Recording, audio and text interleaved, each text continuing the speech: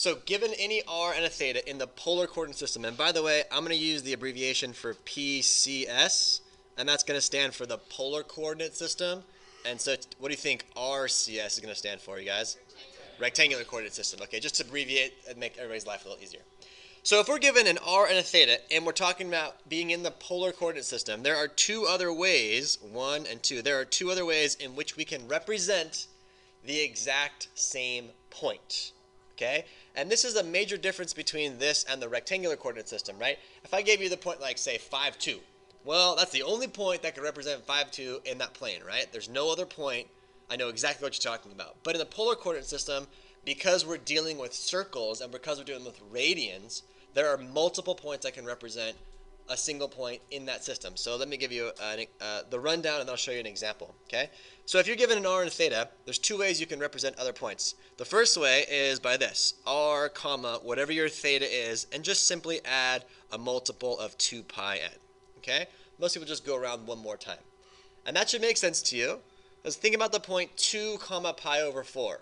Okay? If I go over 2 units and then swing out pi over 4 degrees, right? If I'm at that point, well, it'd be the same thing as 2 comma pi over 4 plus another 2 pi. I'd end up in the exact same spot. So that's what that first one is saying. That's pretty straightforward.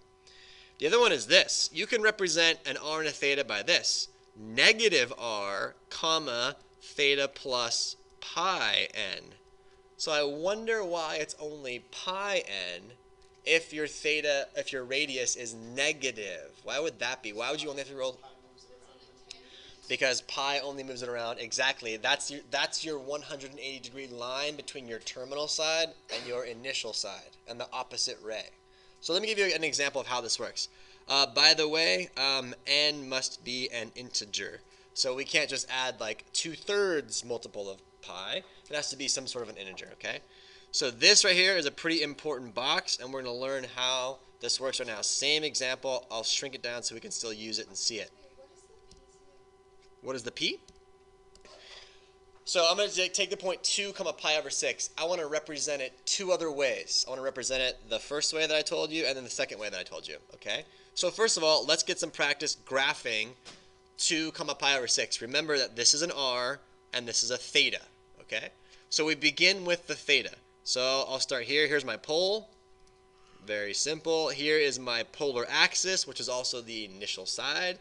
And I'm gonna sweep out an angle of pi over 6. Pi over 6 is the equivalent of 30 degrees. So I have a pretty good concept of what that should look like. So this right here is an angle of pi over 6. Everybody agree with that part so far? Good. Now I'm gonna go how many units out from the pole along that terminal side? 2. I'm gonna go 2 units. I'm gonna just make them up. 1, 2. There we go. So I'm gonna call this point P. Okay. Here's the point P. And it's located at 2 comma pi over 6. I would like to represent P two other ways. Okay? So the first way that I could do it is I could take 2 comma pi over 6 plus a multiple of 2 pi. Okay? So that would give me 2 comma pi over 6 plus 12 pi over 6, because that's the same thing as 2 pi. It's 13 pi over 6, right? Okay. So 13 pi over 6. Well, ladies and gentlemen, this is the point I'm trying to make here, is that this point right here is exactly located at the exact same point as P.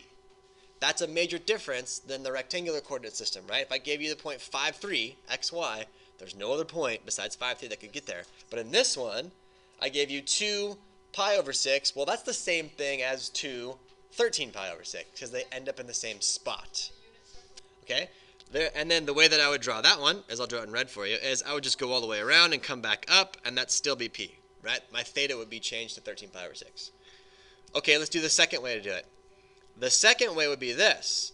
If I was given the point 2 comma pi over 6, I could represent that as negative 2 comma pi over 6 plus a multiple of pi. All right? So let's see here. If I do pi over 6 plus 6 pi over 6, what does that give me? That's negative 2 comma 7 pi over 6. Oh, so I'm making the claim that this point in blue is also the same point as my original P. So let's go ahead and draw this one as if we didn't know. I'd start with my pole. I'd start with my initial side. I would go to 7 pi over 6. 7 pi over 6 would be right here. That would be an angle of 7 pi over 6. And because my r is negative, look what happens. I would go two units in the direction opposite my terminal side. And look, I would still end up at the exact same spot that I was given before. You guys see that? So negative 2, 7 pi over 6 is the same thing as 2, 13 pi over 6. And that's the same thing as 2, regular pi over 6. Polar, yeah. So this one's all about, we're going to talk about the relationship between the two systems, okay? There has to be a relationship, and of course there is. So let's begin back over in the day of the rectangular coordinate system. This is generally what it looks like. We have an x and a y. We have an x-axis and we have a y-axis. We have an origin, and I give any point in the plane, and that point is x, y. And I could call that point A if I wanted to. And it's in the rectangular coordinate system. This is nothing new. We've done this forever, okay? In addition to this, staying in the rectangular coordinate system, I could measure the distance from the origin to that point A, and we generally call that r. And from there, in trigonometry, we can create a right triangle, right? So if I just drop this down, drop an altitude down, then I've got a right triangle here, and I have, this is the x distance, this is the y distance, and I have the point A located at x, y. That's all pretty straightforward and pretty standard. You guys go with that part? Yeah. And this part right here is, of course, representative of the theta. So if you look at this picture, we have all the parts, right? We have an x, we have a y, we have an r, we have a theta, right? We have all these things here. So my question is, how are x, y, and r all related to each other right now? X, y, and r. Is there a relationship between x? Very good. Okay. We always know this. We always know that x squared plus y squared is always worth an r squared. Everybody knows that part, right? So if I take that one step further, I know that an r is always worth a square root of x squared plus y squared. Is everybody cool with that? Yeah? Okay. We always know that relationship holds, okay? Now, in the polar coordinate system, I'll do that one right next to it. In the polar coordinate system, we begin with a pole, and we have a polar axis, and somewhere in the plane we have a theta, and along here, if I called this point A, it would be an r and a theta. So what I want to be able to do here is I want to be able to jump between the systems. Okay, I want to be able to go from the rectangular coordinate system to the polar, and vice versa, from the polar back to the coordinate, or the rectangular coordinate system. So I want to gather all the pieces of information that I possibly could think about to go between the two systems. Okay, let's go back to the rectangular coordinate system. What can I say about theta in terms of x's and r's? X's and r's. Yeah, I always know this. I always know that the cosine of theta is always going to be what? X over r in my rectangular coordinate system. So therefore, every x is worth an r cosine theta. Okay, that's another good piece of information to have. Could I get another piece of information, you guys? Very similar to this one? Yes, what could I get? Sine theta, very good. What do I know about sine theta? Sine theta is always worth what? Y over r. Therefore, every y is worth an r sine theta. I'm just solving that little tiny equation, right? So I have all these connections that are being made. I know every r is worth the square root of x squared plus y squared. I know every x is worth an r cosine theta. I know every y is worth an r sine theta. I'm going to use these three simple facts to jump between rectangular coordinate system and polar coordinate system. Okay, we're going to practice now. We're going to practice going from the polar to the rectangular. You guys got it? So for example A, I'm going to give you 2, 3 pi over 2. So what did I give you? What two pieces of information did I give you? I gave you an r and I gave you a theta. And I am looking for what? My answer is going to have what in it? X's and Y's. Very good. I want to take a point in the polar coordinate system and I want to turn it into a point in the rectangular coordinate system. So I'm looking for an X and I'm looking for a Y. Very good, right? How are they related? Check it out. I know every X is worth an r cosine theta. So here we go.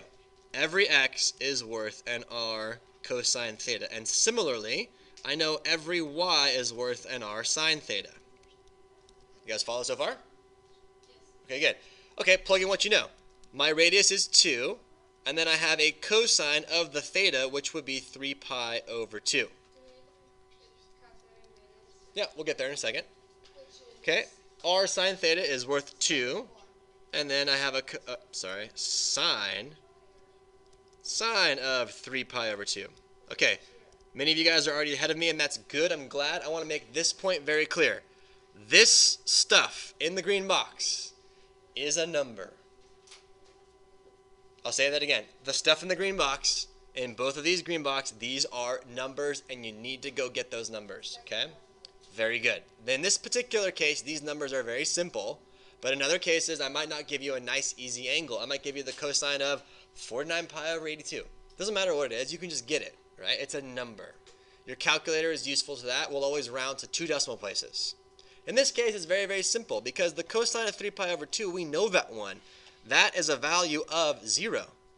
So as I keep moving along here, I get this. I get 2 times 0, which is simply 0, so therefore I'm halfway done. I have realized that the point 2 comma 3 pi over 2 is now correlated to 0 comma something. I'm going to go figure it out. Okay? So this is going to be 2 times, what is the sine of 3 pi over 2? Negative 1. Very good. What's 2 times negative 1? Negative 2. So there we go. Now I've got it. Okay. 2 comma 3 pi over 2 correlates to 0, negative 2 on the rectangular coordinate system. Okay, we'll do another example together. I have a polar coordinate. That means that this is my r, this is my theta. I want to transform it into an x and a y, a rectangular coordinate system with an x and a y answer. Okay, how do I begin? What do I know? Yep, I know every x is worth 1 r cosine theta. And I know that every y is worth what? R sine theta. That's a good phrase to have in your head. Every x is worth an r cosine theta. Every y is worth an r sine theta. Okay, plug in what I know. My radius is negative 8, and then I have a cosine of pi over 3.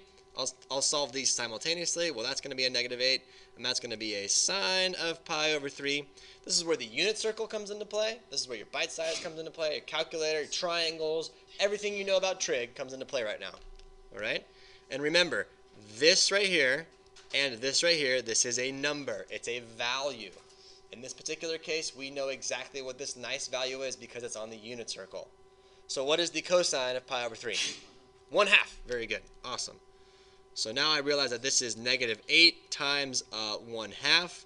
So the x coordinate has to be negative 4, and it goes there. You guys following along? Okay. Okay, let's get the y one. What would it be? Negative 8 times, what's the sine of pi over 3? Root 3 over 2. Very good. Radical 3 over 2. So negative 8 divided by 2 is negative 4 times radical. So that's just negative 4 radical 3. Negative 4. You sure would leave it just like that. We're doing what we just did, except we're going to do it in reverse. Okay, let's go from the rectangular coordinate system to the polar coordinate system. So let's say I give you this. For this example, let's say we have the point negative 1 comma radical 3. Okay, what did I give you? I gave you an x and a y. This is an x, this is a y. In this particular case, I'm just going to go ahead and draw the picture to make sure I understand exactly what's going on. Okay? Negative 1 comma radical 3. So here's negative 1, right? Radical 3. How much is radical 3? It's like 1.7 or something? Something like that? Somewhere around there? Okay, I don't know. So a little bit like, so something right about like here or so, I'd say. Okay? So there we go. So there's this little triangle I have. Here's negative 1. Here is radical 3. What am I looking for? The angle. I'm looking for 2 pieces of information. What are they? I'm looking for an r and a what? A theta. And a theta. I need an r and a theta. If I could get an r and a theta, then I'm done. Right? Okay, where's the r in the picture? The r is the hypotenuse of that triangle right there, right? So how are r, x's, and y's all related to each other? So that's how that formula works, because you just have to take the square root of You got it. The square root of x squared plus y squared. We're going to use that information, right? We're going to use everything we already know to get ourselves the answer. Okay, so r has to be the square root of, let's see here, x squared is, let's see here, that'd be just negative 1 quantity squared plus a value of, what would this be, radical 3 quantity squared. So doing some algebra, negative 1 squared is just 1, negative red 3, so that's just 4, right? So r has to be a value of 2. All right, I'm halfway done. I know that my radius is now 2.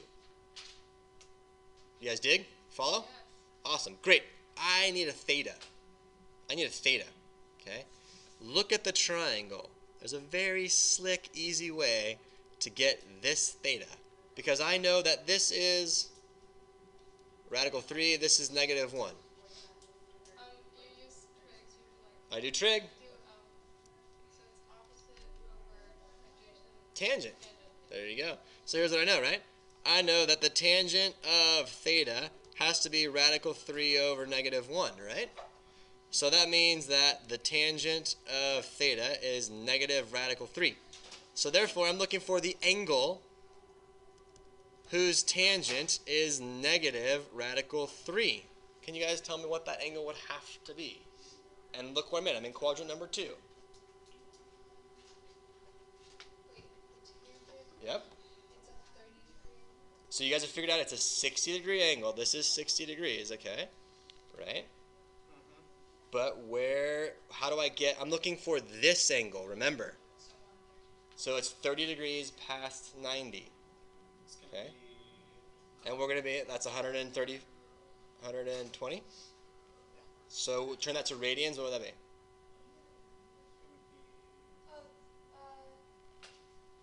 Oh, Uh, 2 2 pi over 3. There you go. Good way to think your way through that one. Nicely done. All right, the last part of this section is taking a rectangular equation and transforming it to a polar equation and vice versa, all right? So the first thing is we have to discover, or we have to understand, how do we know if we're dealing with a rectangular equation, or how do we know if we're dealing with a polar equation? Y's, R's. Yep, rectangulars have x's and y's, polar equations have r's and thetas, okay? So whatever we're dealing with, rectangulars will have x's and y's, polars will have r's and thetas. So we're always going to, the relationship between the two, we're always going to use a couple of advantages here. We're always going to let an x be worth an r cosine theta, and we're always going to let a y be worth an r sine theta. Okay, that's going to be the building block of everything that we're going to do, all right? So let me give you some examples really quickly to convert one to the other. Let's say I give you this, x plus y is equal to 5. What type of equation is that? Is that a rectangular or a polar? That's a rectangular equation, okay? And let's say that I wanted to write it as a polar, okay? What that means is I want to express r in terms of theta. So you might see this term, express r, and r is always lowercase, by the way, in terms of theta.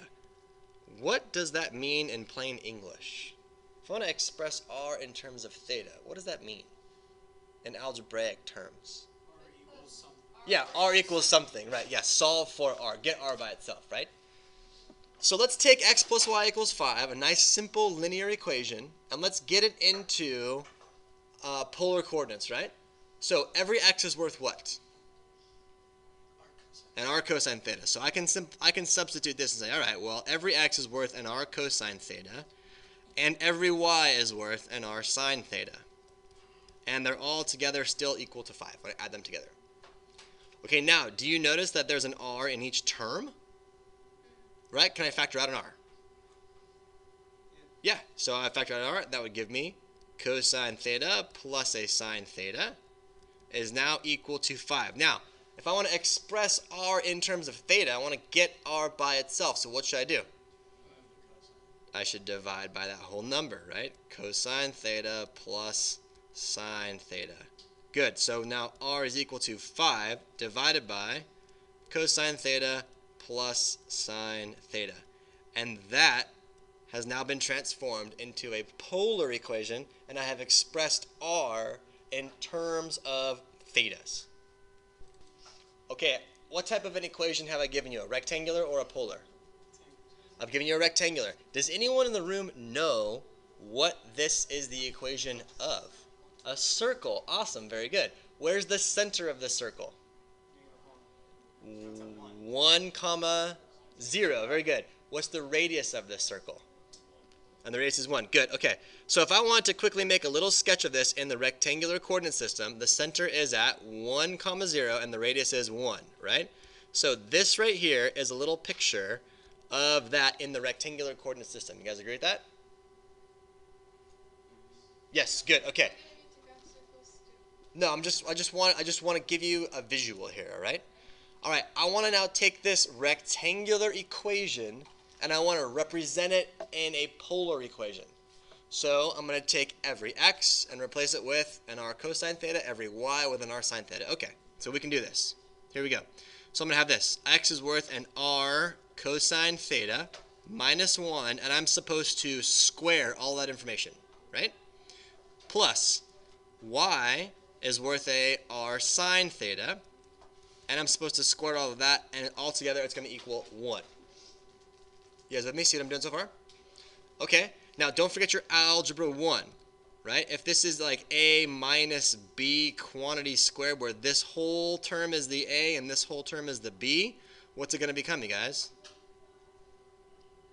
A squared minus 2ab plus b squared. Remember that from algebra 1? Okay, good.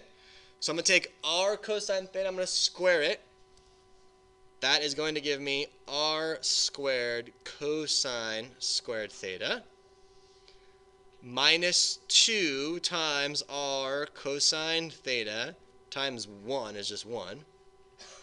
And then plus 1. Okay?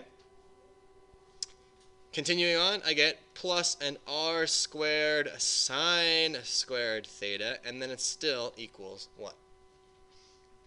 All right, this is good for us. Let's gather all our like terms. So look what I do. I'm going to take r squared cosine squared theta. I'm going to add that to r squared, that should be a square by the way, sorry, sine squared theta minus 2r cosine theta, and then look, I'm noticing that 1 over there and 1 over there cancel out to give me nothing but 0 on the other side.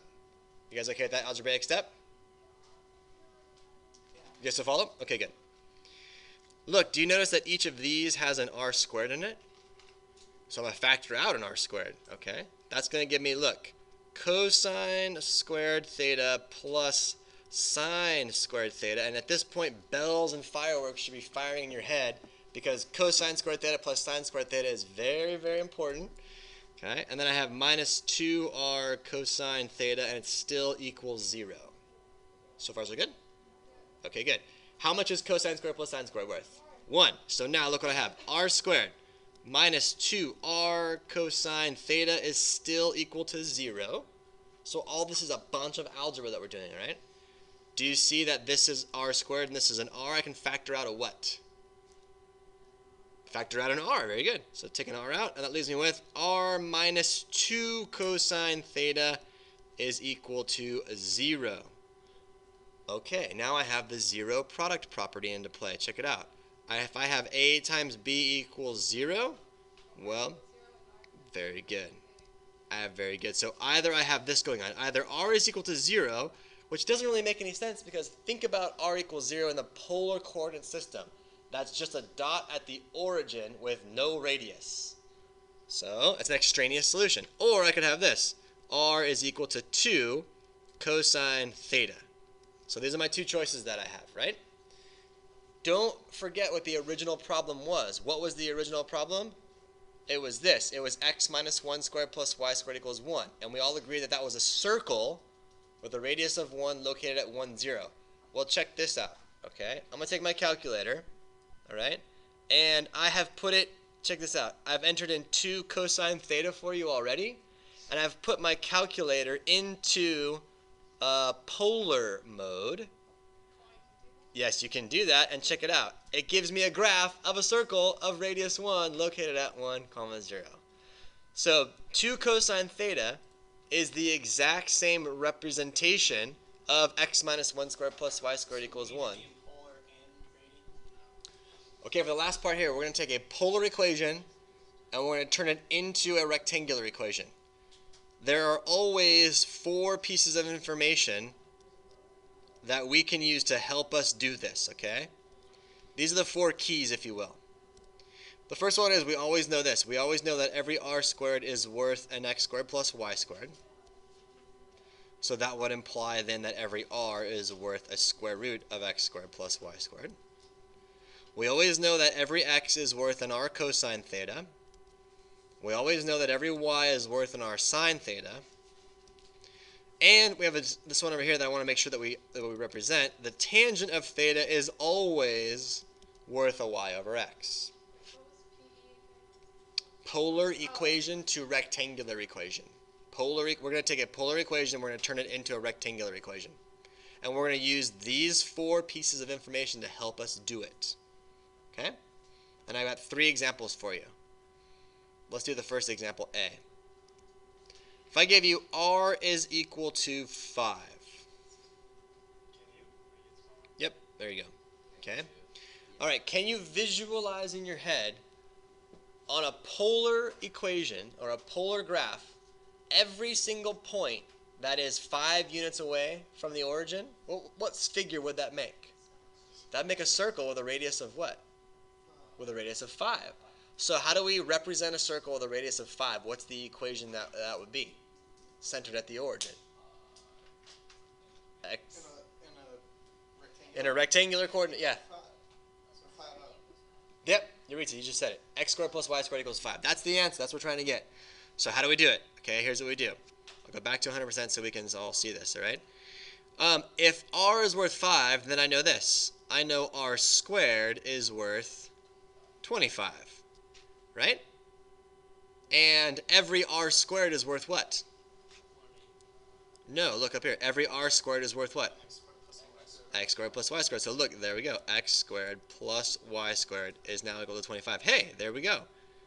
So this first one, r equals 5, that's a polar equation. We have transformed it into a rectangular equation.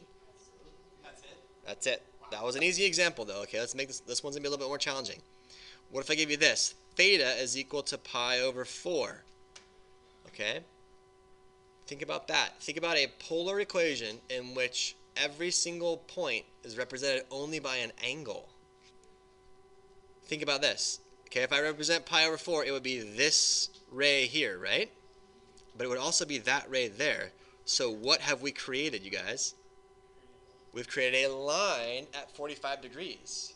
Do we know what the equation of a line is at 45 degrees? Y equals x, right? So, okay, so the answer should be y equals x. That's what the answer should be, just based on what we know. Okay? So how do we get there? Using those 4 equations. Here's how we get there.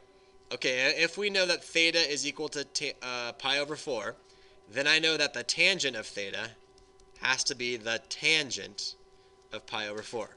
I just took the tangent of both sides. Okay? Well, the tangent of pi over 4, how much is that worth? That's worth 1. So now I know the tangent of theta is worth 1. But every tangent of theta is worth a y over x. So y over x is worth 1. Oh my gosh, there it is. Y is equal to x. Okay, guys, we have to think about this one. R is equal to 3 cosecant theta. This is a polar equation. I want to change it to a rectangular equation. And I only have these 4 things to work with. I have to be really creative. Really creative. Okay? So do we know anything about cosecant? It's worth a 1 over sine. Very good. So now r is equal to 3 times 1 over sine theta. So far, so good. I'm going to multiply the right-hand side. Okay? So then r is worth 3 over sine theta. You guys okay with that part? Okay, good. I'm going to multiply both sides by sine theta. So r sine theta is now equal to 3. So far, so good? How much is an r sine theta worth? There we go. So y is equal to 3, and we have solved it, okay? So this equation in polar is the exact same thing as the line y equals 3 in rectangular. Okay, last one. R is negative 6 cosine theta. Okay. Shoot. I don't have anything I could use immediately, right? If I had an r cosine theta, what would it be worth? It'd be worth an x, right? So this is the thinking. I don't have an r cosine theta, but I have a cosine theta. So what am I missing? No. I need, if I had, look, The R could be in front of the cosine. very good. I only have a -6 cosine theta. I need an r in there. So what do I do? First, divide both sides. Nope. You subtract. Nope. Multiply. Yes, by what? Yes. Multiply by what? I want an r cosine theta. Multiply by. One over Multiply by r. There it is. Just multiply by r. Multiply both sides by r. Look. Multiply both sides by r. Look what you get. You get r squared is worth -6r cosine theta. Ah, there we go. Very simple. Okay. Okay. All right. So now I have an r cosine theta. How much is that thing worth? Yeah. So this part right here is worth an x. So look what I get. R squared is -6x. Okay. How much is r squared worth? No. X squared was y squared. Very good. All right. I got x squared plus y squared is now -6x. Okay. Now we're getting somewhere. Okay. Let's move everything to one side. So I get x squared plus 6x plus y squared equals 0. Now the book would like you to write it in standard form. So that means that we have to complete the square on the x value. Remember how to complete the square? Yep. So here we go. I'm going to do x squared plus 6x plus something, right? Plus my y squared minus that same something equals 0. So I am adding and subtracting the same term to both sides of my equation to keep my equation balanced. What is that term that I should add to both sides? Or add and subtract to the same side? Do you remember how to complete the square? You divide 6 by 2. Yes. And then we square that number. Square that. So that this should be 9. So if I add and subtract 9 from the same side of the equation, I have maintained equivalence. Okay, why do we do that? Because now I've created a perfect square trinomial, which can be written as this: x plus 3 quantity squared. Okay, you with me? Okay. Plus y squared is now equal to 9. And ladies and gentlemen, we have done it. We have now realized that what we have created is a circle that is centered at the point -3, 0 with a radius of 3. That is equivalent to the original statement of -6 cosine theta. Look, I'll show it to you. It's kind of fun to watch and see. So I'm in polar coordinates right now. So if I go back to my y equals, and I clear all this out, and I punch in -6 cosine of theta, because my calculator is in polar mode, it should be the equivalent of this, which is a circle located at -3, 0 with a radius of 3. And check it out. It is. There's my circle located at -3, 0 with a radius of 3.